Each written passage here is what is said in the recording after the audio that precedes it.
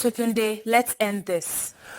Amaka, after everything. Tunde was the kind of man every girl wanted: young, fine, hardworking, calm. But when he met Amaka, everybody warned him. Bro, that girl get eye for money, his friends said. Tunde only smiled. Leave 'em. Love day blind sometimes. Amaka was beautiful no doubt, skin like fresh pap, nails always done, wig always new. But the truth? She never loved Tunde.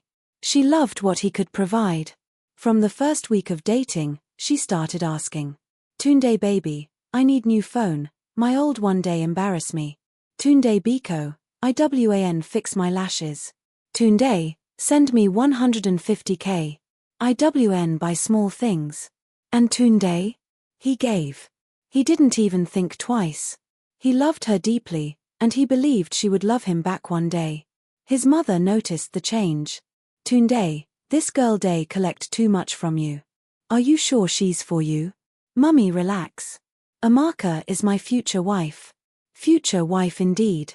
One Friday evening, after Tunde just paid her rent secretly, Amaka texted him. We need to talk. Tunde's heart raced. He rushed to her apartment in Cerulean. When she opened the door, she wasn't smiling. She stood there in a tight crop top and jeans, her nails freshly done by Tunde's money. Tunde, let's end this, she said plainly. No emotion. No shame. He froze. Amaka, after everything? I didn't force you to do anything, she shrugged. Abeg, don't make this hard. You're a good guy, but not my spec. And just like that, she ended it. No tears. No explanation. No gratitude. Tunde walked out of her compound like a broken man. Even the gate man pitied him. For weeks, he couldn't sleep. He kept asking himself what he did wrong. But slowly, he healed. He worked harder, focused on himself, and life started opening for him. Then one sunny afternoon, months later, Karma decided to speak loud and clear. Tunde was stepping out of a new office building in Lekki, wearing a clean senator outfit, looking fresh, when he saw someone rushing toward him. It was Amaka. But she didn't look like the girl he once knew. Her wig was rough, eyelashes scattered, slippers almost breaking. She looked stressed, life had humbled her. Tunde, she called softly, voice shaking. He turned slowly, shocked. Amaka swallowed hard, eyes glossy. Please. I need your help. People around stopped and stared. Tunde's heart beat fast, not because he wanted her back, but because what she was about to say would change everything. Tunde blinked twice. For a moment he wondered if his eyes were deceiving him. This was Amaka. The same Amaka that once walked like Queen of Lagos. Now she stood in front of him, shaking, looking lost in her oversized Ankara top and faded black leggings. People passing slowed down, pretending not to listen, but their ears were wide open. Tunde, Abeg. I need your help, she repeated, voice weak. Tunde cleared his throat. Help. Amaka, what happened to you? She looked around nervously, then stepped closer. Please, not here. People day look. Tunde sighed. A small part of him wanted to walk away, but curiosity glued his feet. Okay, he said. There's a small restaurant across the road. Let's sit. Inside the restaurant, Amaka kept her eyes low. She didn't even order food. She just held the edge of her chair tightly like she was afraid it would run away. Tunde, she began, her voice breaking, I messed up. Tunde didn't speak. He only watched her. You remember Chima? She asked. The name hit him like a slap. The same guy she dumped him for. Chima promised me heaven and earth, she continued. He told me I deserve soft life, that you were too slow for me. I believed him. She wiped her eyes quickly. But after we got together, he changed. He started controlling my life, taking my money, monitoring my phone. Last month, he even. She paused. Her lips trembled. He beat me, she whispered. Tunde looked away. Not because he wasn't listening, but because it hurt to watch her break like that. I left him, she said. I'm staying with a friend now, but things are bad. I don't have enough for food. I can't even pay transport sometimes. Tunde, please. I'm begging. Just help me find a small job. I'll do anything. Silence filled the table. Tunde leaned back slowly. So now, after using me, after dumping me like trash, you want help? Amaka's tears spilled. I know I don't deserve it. I know I treated you badly. But you are the only good person that ever cared for me. Tunde, please. Her voice cracked completely. People in the restaurant secretly watched the drama. Some shook their heads. Some whispered. Tunde looked at her long and deep. Part of him felt pity. Part of him felt anger. Part of him remembered the nights he cried because of her. But as he looked at her again, something else popped into his mind. Something unexpected. Something that changed the whole situation. Tunde stood up slowly, his expression unreadable. Amaka, there's something you need to know, he said. She looked up, scared. What is it? Tunde's next words made her freeze like ice. Tunde looked down at Amaka, his face calm, too calm. The kind of calm that makes someone more scared than shouting. Amaka, he said slowly, before you walked up to me today, I already knew everything. She frowned. Knew what? Tunde exhaled. Chima reached out to me 2 months ago. Her heart dropped. He told me he was He done told with you. me he was done with you. He said you were now his problem and I should come and take you back if I wanted. Amaka's mouth fell open. He said what? Yes, Tunde said, voice flat. He sent me voice notes. Even bragged about how he collected you from me. The restaurant went silent.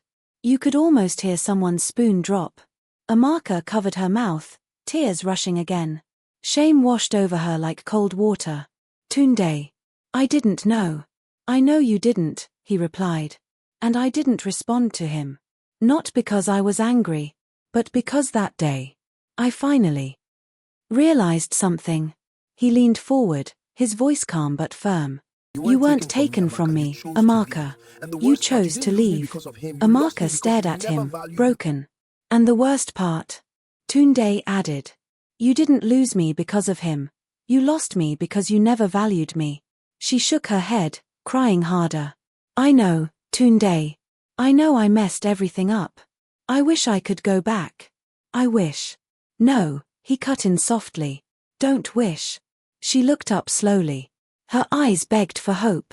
Tunde, can we start again? I've changed. I swear, I've learned my lesson. Just give me one more chance. He looked into her eyes deeply. For a moment she thought he would say yes. For a moment she even imagined hugging him.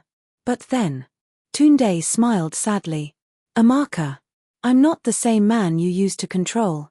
Her smile slowly faded. I didn't just heal. I didn't just heal. I moved on. I moved Her on. face went Moved blank. on, you mean? Moved on. You have You someone? mean, you have someone? Tunde didn't answer. He only looked at her with that same quiet calm. Amaka swallowed hard. Please tell me you're joking. Tunde, please. Tell me. Tunde, a soft voice called from behind. Amaka turned. A beautiful lady in a stylish Nigerian Ankara gown walked toward their table, confident, peaceful, glowing. She gently held Tunde's arm like he belonged there. Baby, I'm done with the meeting, she said with a smile. Amaka felt her chest collapse. Tunde turned to her. Amaka, meet the woman who stood by me when I had nothing left. Amaka couldn't breathe. Tunde, she whispered. Please don't do this to me. But before he could respond, something happened in the restaurant, something unexpected. Something that changed the entire mood. A voice shouted from outside. Madam, come outside. It's your matter. The whole restaurant turned. Including Tunde. Including Amaka. And what they saw at the door made Amaka's legs shake completely. Everyone in the restaurant turned toward the entrance. 2 security guards from the office building were standing there with a worried Okada rider. Madam, the rider shouted again. You forget your bag for my bike. I follow you since. I day shout your name. Amaka gasped and checked her hand, her small nylon bag was missing. The Okada man held it up. If not say I get good mind, another person for Don carry this bag go. People murmured. Some shook their heads. Even the security guards looked at her with pity. Tunde's new girlfriend whispered, "She must be going through a lot." Thank you, Amaka said shakily as she collected the bag. Her face was red with shame. Everything felt like a heavy slap. After the crowd settled, Tunde faced her one last time. Amaka, life humbled you, and I'm not happy about it. And I'm not happy but I about can't it. help you the way you want. But I can't help you the way She you nodded want. slowly, tears rolling down freely. I know, she whispered. I just wish I appreciated you earlier. Tunde stood up, his new girlfriend beside him. You will be fine, he said gently.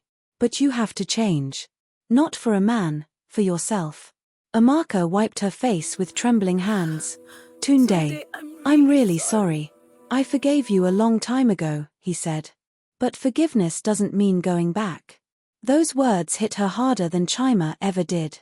She watched as Tunde and the new lady walked out hand in hand, calm, mature, and happy. Not because money changed his life, but because peace did. Amaka stood alone in the restaurant. Life had finally taught her the lesson she refused to learn when things were sweet.